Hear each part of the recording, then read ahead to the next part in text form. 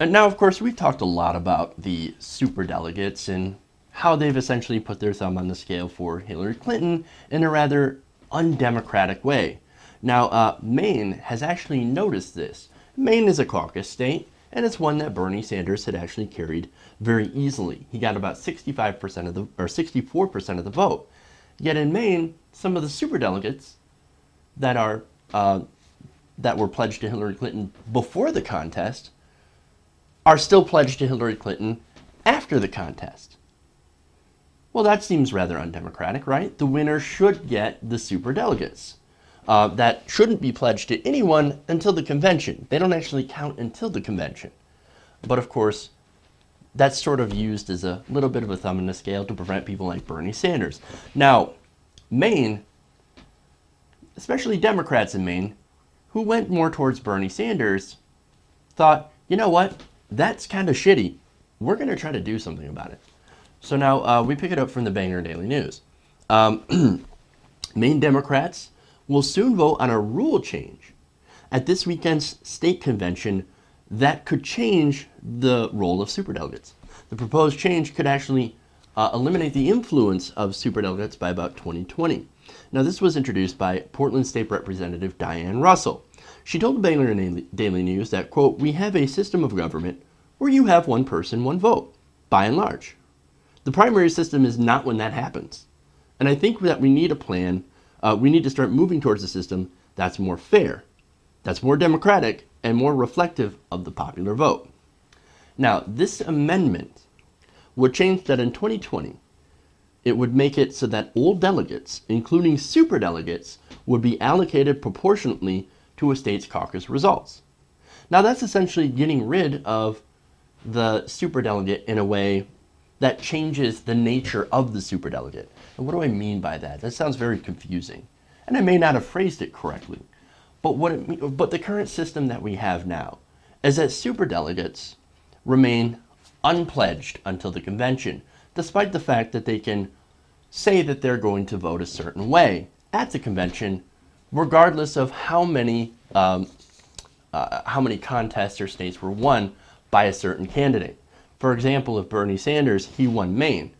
Well, Maine has several superdelegates that can still vote for Hillary Clinton. And in a state like New York, for example, if Bernie Sanders has any superdelegates in New York, well, Hillary Clinton won New York. So those superdelegates should go to Hillary Clinton on a proportional basis.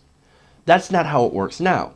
This is what Maine is trying to do. It's trying to make it work like that. And it's actually a pretty good idea. Imagine all delegates being awarded to the candidate that actually wins the state, instead of saying, we don't have to listen to our constituents. Instead, we're going to go for who we want to go to. And in this case, it would be the establishment candidate. Now, what is a superdelegate?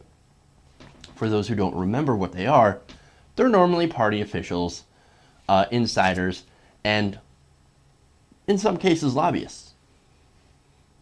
Now, Bernie Sanders has picked up a few superdelegates, but Hillary Clinton holds the lion's share of them.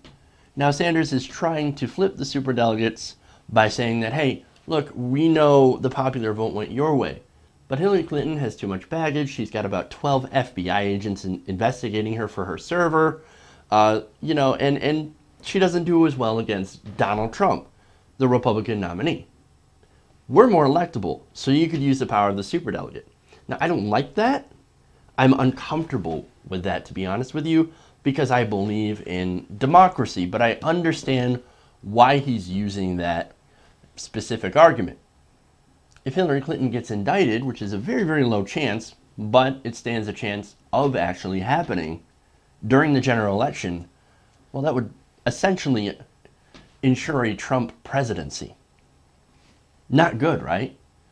So I see the strategy and I understand it, even though it does make me a little uncomfortable, to be honest with you.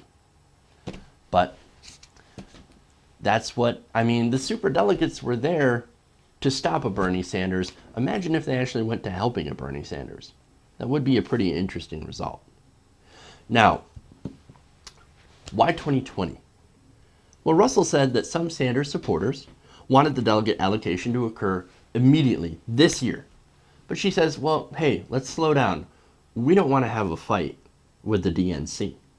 She said that she won't support the immediate change because it could put Maine out of compliance with rules set by the Democratic National Committee.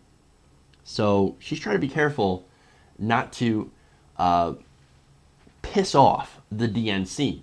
Because remember, they hold all the money. They've got all the power over the state party.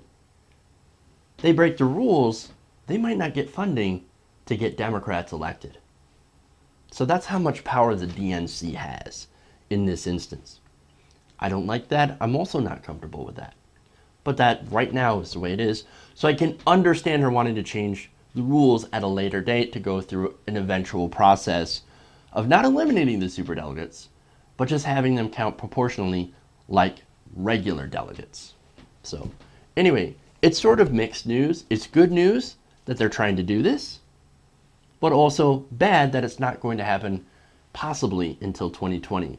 But at least they're trying to do something, and I would like to see more states sort of go towards this direction or just getting rid of superdelegates altogether like what the Republicans have.